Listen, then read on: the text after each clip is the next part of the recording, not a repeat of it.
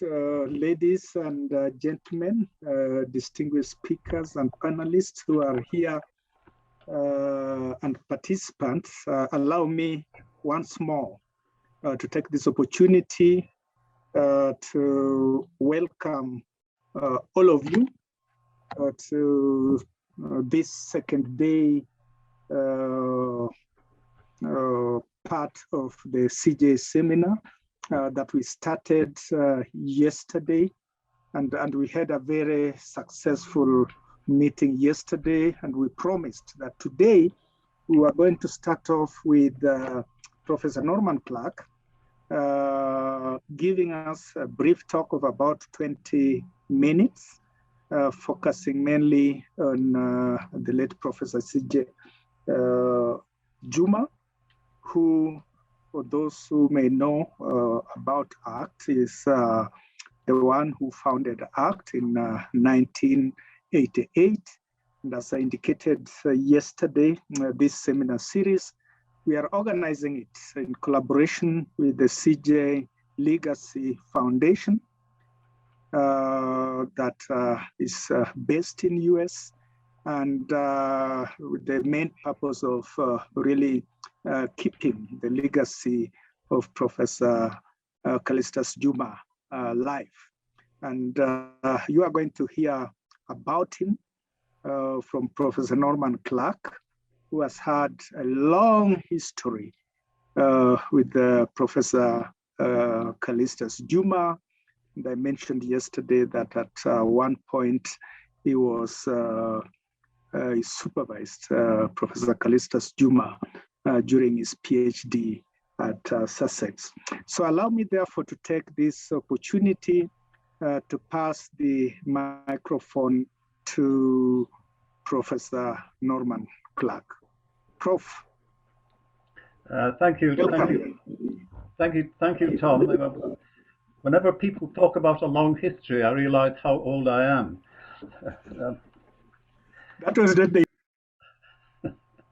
Can you hear me? Yes, we can hear you. Okay, right. Calestous Juma was elected as a Fellow of the Royal Society of London in 2006. That's a prestigious award. And for a number of reasons, I was asked to do a biographical memoir for the Royal Society, and it just came out a couple of weeks ago. In fact, I'll discuss with Alison later on how people can get access to it. Possibly, Tom, you can help as well. Also, just at the end of his passing, just before he passed away, he had been writing an autobiography, and I had been advising the foundation and helping to do some copy editing of it. And we're trying to get that one published privately, and it's in the process of this happening as we speak. It's an absolutely fascinating account, not at all academic. It's just the story of a young man and how this young man, under very, very difficult circumstances, made his way to become the person he later became. So I'll try to summarize a little bit about my own relationship with Calestous. In fact, I actually knew very little about him until really 1980. I knew nothing about his work between 1970 and 1980.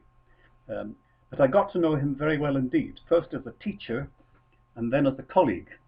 In fact, it's one of these marvelous things that you know you've been a good teacher when the student begins to teach you, and you learn more from him than he's learning from you. Well, it began in 1981. He applied to a new postgraduate program in Science and Technology Policy Studies at the University of Sussex in an organization called the Science Policy Research Unit. And I want to say a few things about this because the period of SPRU, we call it SPRU, was seminal. At the end of the Second World War, the government of the UK decided to revitalize or try to revitalize higher education. Up until then, really, it had been dominated by Oxford and Cambridge, the Scottish universities, and the big 19th century civic universities like Manchester and Birmingham. And they were very much organized into traditional structures of departments and faculties and disciplines. And Robbins'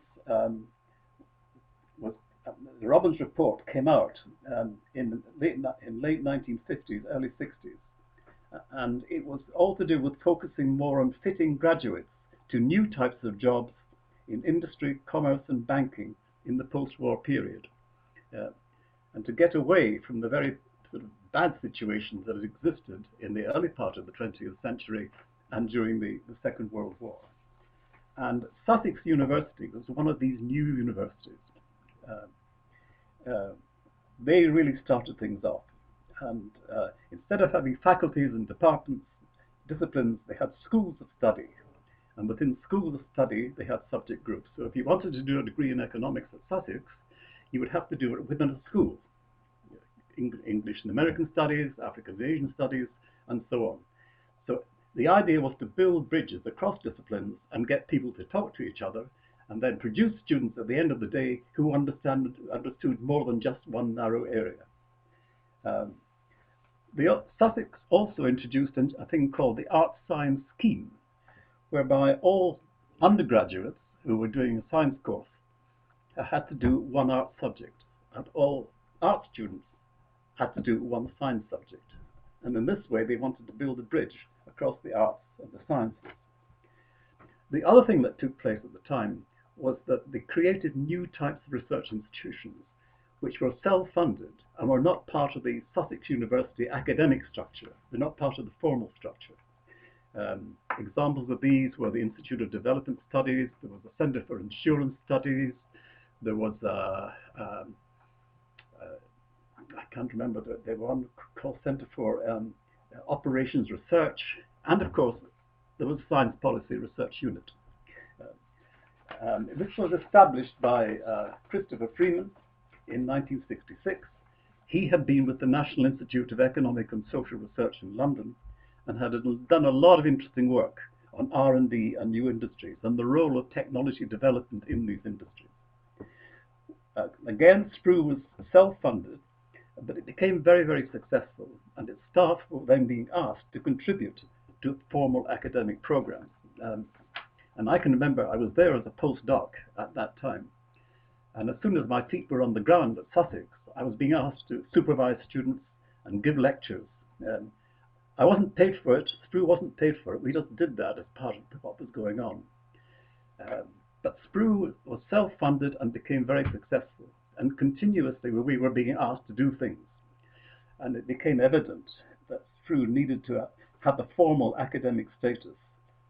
And this was achieved through a school called the School of Mathematical and Physical Sciences, which happened to have a subject group called the History and Philosophy of Science. And the idea was that the History and Philosophy of Science would then become an operational vehicle for getting SPRU into the university as a whole. And I was appointed to do the job, basically. I was appointed to set up a postgraduate program in Science and Technology Policy Studies and to link that then to SPRU. It took about 2 years to do, and it had become formally accepted by about October 1982. Now, one of my first jobs there, really, apart from setting up the program, was to take in a bunch of new postgraduate students. And one of these was Calestous Juma. In fact, a new colleague of mine, Andrew Barnett, at that time had been working with the IDRC in Canada on a big project. And he came to me and said, look, Norman, we've got this great guy called Calestous Juma. And IDRC thinks very highly of him. He's been doing some good consultancy work for him. He's pretty well known in Kenya as a journalist and an environmental activist. He is heavily connected to UNEP and to the Environmental Liaison Centre International, which was the kind of watchdog of UNEP. He worked, for example, closely with Wangari Maathai and people like that. And these were the days of the Stockholm Conference, when environmental issues were coming to the fore. Kenya had become decolonized, and there arose growing issues of development. It was a very exciting transition time. The problem that Calestous had was that he had no first degree. He had started off life as a secondary school teacher in Mombasa. He had trained himself to become an environmental journalist under people like Philip Ocheng, who was an editor in the Daily Nation. And he'd sort of built himself up in that way, and he'd done it very well. But he had no formal university education. And it was difficult for him to move into postgraduate study because he had no first degree. So Andrew suggested that we have a look at him, and we did. He came round to my house in Harrington Villas in Brighton, and we spent about an hour and a half just chatting away, and there was no question in my mind that this guy was good and we're going to have him. So I went to my dean and said, look, Phil, I know he's got no first degree, but please let me take him on. And Phil said, fine, if it's okay with you, it's okay with me. So he enrolled in our new master's program in science, technology, and industrialization, and did extremely well. His thesis was on photovoltaics, the engineering aspects of development of photovoltaics, and he had that out in a year, and it was, the external examiner thought it was so good that he said, look, you've got to get this guy doing a doctoral degree. So we went back to IDRC, and IDRC said, of course, how much do you want, basically? So he stayed with us to do a doctoral degree in fuel ethanol, really, focused on Zimbabwe and in Brazil. And he completed that in record time, 2.5 years. So that by 1986, after about 4 years of study, he'd come up with 2 very good postgraduate degrees. The only thing I could add to that was that as we got working together, I was supervising with Andrew Barnett, but I had actually been doing a lot of work with another institute called the Cranfield Institute of Technology, where we were trying to build models of long-term development, which were not economic, but were based on science, technology, and engineering. And I said to Calestous, look, I've been developing the theory of this with this group of people. You've got some very good information. Why don't we just write a book about it? And he said yes. And so we wrote this book, Long Run Economics, which was published in 1987, came out in paperback in 1992, and it has been reissued actually in 2013, looking at the ways in which economic systems evolve through time, but not through economic signals, but through science, technology, and engineering signals. And that's really where it all began with Calestous. Now, I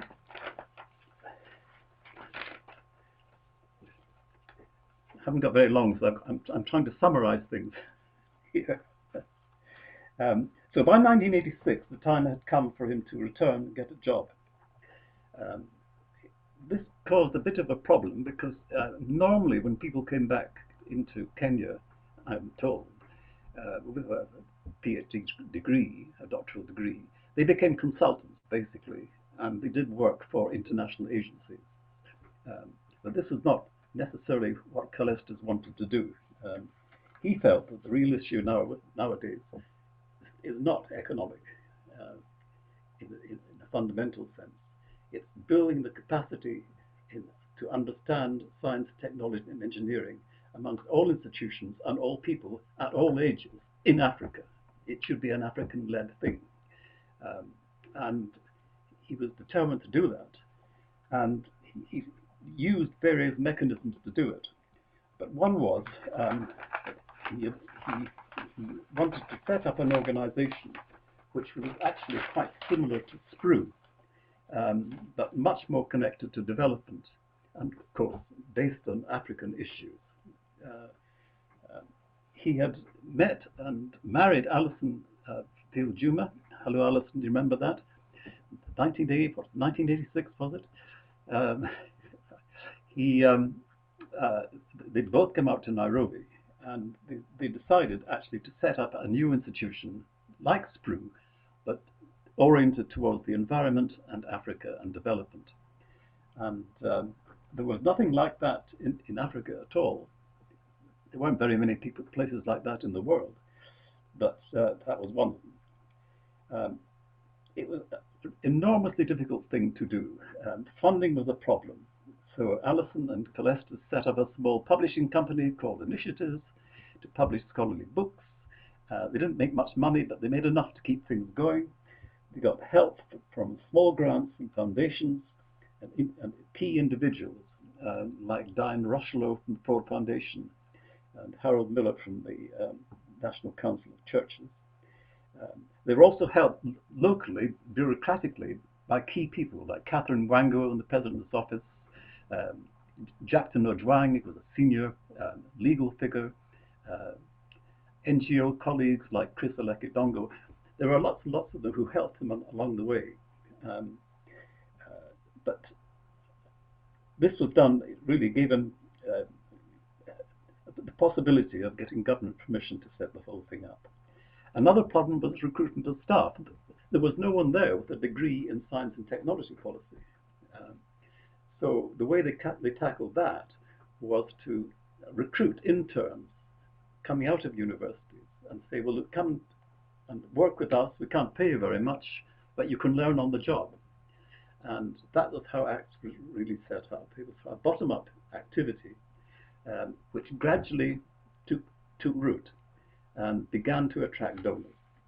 And by the time that Calestous left in 1995 and John Mugabe then took over, it was actually doing pretty well. In fact, up until 1996, ACTS was an NGO, an ordinary Kenyan NGO. But it was John Mugabe who turned it into an international government body, an IGO. Now, let me just say a few things about one or two of the things that ACTS did. An important innovation that Calestous introduced was the ACTS Capacity Development Program.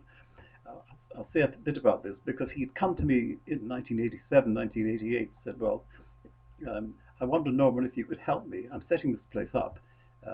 You've got some experience. Can you help to do it? And in particular, can you help me with the Capacity Development Program, which I'm setting up? And this was very focused on the outcomes of ACTS policy research. In his experience, many government officials in Africa didn't perform this function very well. They were often used as uncritical ciphers. In other words, the idea was that ministers made policy and people in civil service simply carried these policies out. But there was no sense of policy analysis. There was no feedback coming out from the officials to the ministers. Many of the policy people didn't talk to each other because if you talk to somebody else, you might lose money. So there was no policy analysis situation going on really in many African countries. And Calestous wanted to deal with that. And so he set up this program. He got some preliminary funding from Norway and other institutions and got the thing going really by 1995, 96. In fact, yesterday in Alison's presentation, you saw a picture of one of the very first training courses. If you'd looked carefully, you would have seen a picture of John Mugabe right at the end of the front row. He just got back with his PhD.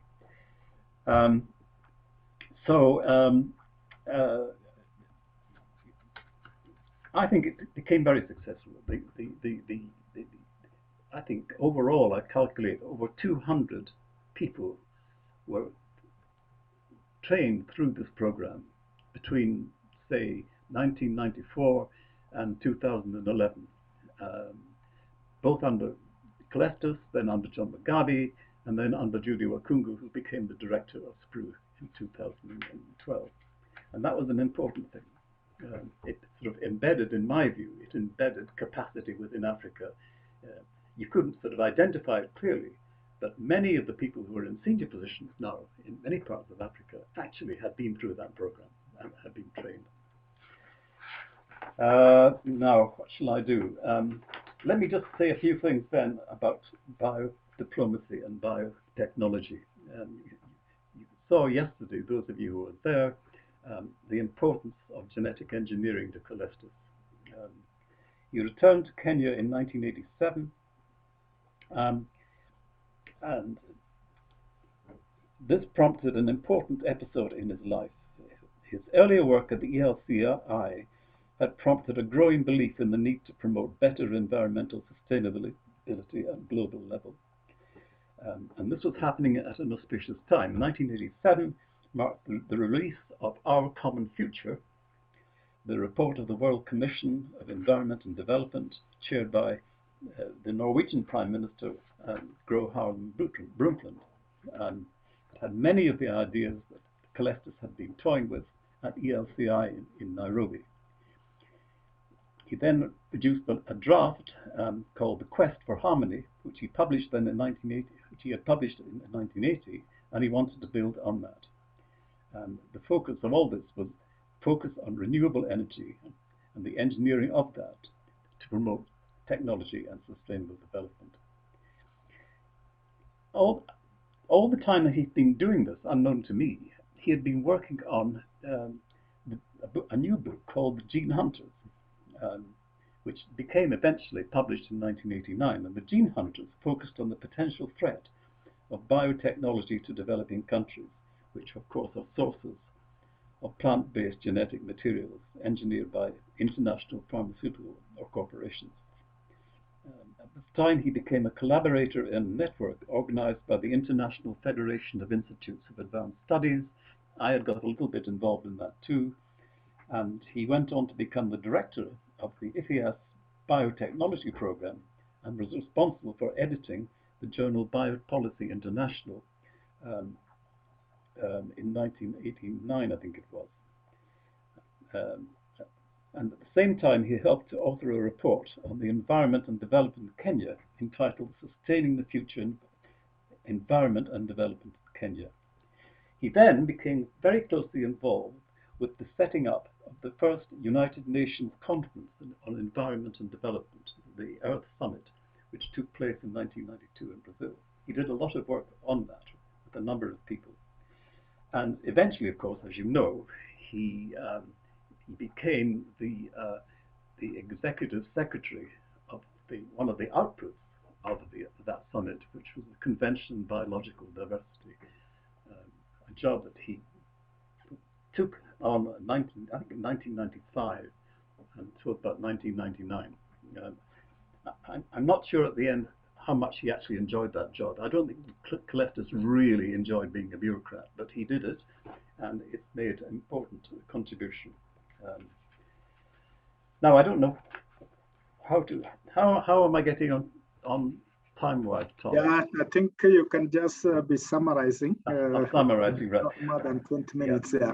Okay. So he then was lucky. He was taken on board by the Kennedy School, the Belfer School, Kennedy School at Harvard University, and was appointed as professor of the practice of international development. And he used that as the basis for really coming out as a big advisory figure in all sorts of levels. I can't sort of summarize all the different things, but he made a really big impact. And just towards the end of that, he then began trying to bring it all together in a series of books and publications. And it was a great shame, because I didn't know how ill he was, actually. It was a great shame when I suddenly heard that Calestous had passed away. So I hope that by putting together the biographical memoir and helping to introduce people to his autobiography, that people will learn much more about the origin of this guy, because he came from very poor background, very supportive parents, no money, no support, nor from the state, but he managed to make it through and became eventually this very key international figure, and of course creating acts in the process. So let me stop at that point, Tom, and people can ask some questions. Yeah, thanks very much, Prof, for that very, very useful presentation. that has given really very good background to all of us participants, so that then people can be able to internalize and understand when we talk of the CJ seminar series, and the fact that we want to use the series to immortalize him. Then people can be able to start understanding how great a person Professor Calestous Juma was. And two, I'm really very delighted, even the fact that you've mentioned about the focus you put on internship, which is something we are still pursuing at the African Center for Technology Studies. And I think it motivates quite a number of us to get to know the opportunities that are there to move up. And more importantly, I need to mention that I read the draft, which you shared with me, draft memoir, and really very, very informative. And I really hope that once it is published and made available, that you and of course Alison will give permission so that we can be able to share it as wide as possible. And finally, I know there will be quite a number of people who may want to raise questions and comment. We may not have enough time for that, but let's just see if we could have one or two people who would like to comment. Otherwise, the rest, I invite you to put your comments, your questions on the chat, and then we may create time again for responses from Professor Norman Clark. Otherwise, for now, if there is anybody who wants to say, give a comment or ask a question, this is the time to do so. Unless, Catherine, there were some people who had raised something in the chat. No questions, really. It's just an appreciation for that very elaborate and great presentation that has really brought to light the man that Calestous Juma was. So thanks, Professor Clark. Yeah. He was very keen on cross-disciplinary studies. I noticed yesterday Anne Kangiri made a big point of this in her presentation, and she's right. It was the notion of building bridges across disciplines that was key to Calestous. That made him, in many ways, what he became. Very good. So maybe then we stop there so that we can be able to move the program. So once more, Prof, thanks very much for this presentation.